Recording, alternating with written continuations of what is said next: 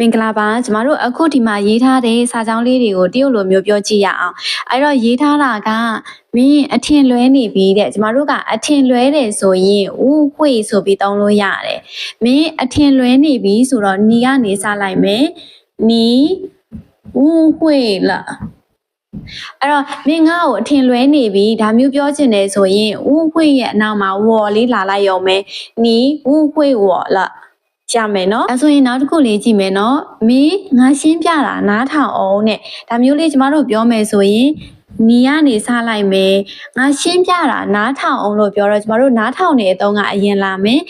နီထင်းဝရှင်းပြတာဒီ解释လို့သုံးလို့ရတယ်你听我解释ဒါဆိုရင်မင်းငါရှင်းပြတာနားထောင်အောင်ဒါလိုပဲမင်းငါပြောတာကိုနားထောင်အောင်ဆိုရင်你听我说ရမယ်နော်ကျမတို့အောက်မှာရေးထားတာလေးကတော့မင်းငါပြောတာပြီးအောင်နားထောင်အောင်တဲ့ဒါမျိုးလေးပြောမယ်ဆိုရင်你听我说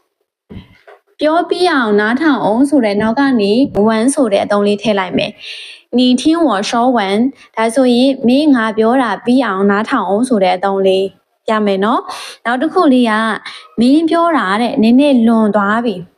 အဲ့တော့လွန်သွားတဲ့အခြေအနေကိုကျမတို့က confirm လို့သုံးလို့ရတယ်ဒါဆိုရင်စလိုက်မယ်你说话မင်းစကားပြောတာနည်းနည်းလွန်သွားတယ်ဆိုတော့有点过分了ဒါဆိုရင်မင်းစကားပြောတာနည်းနည်းလွန်သွားပြီရမယ်နော်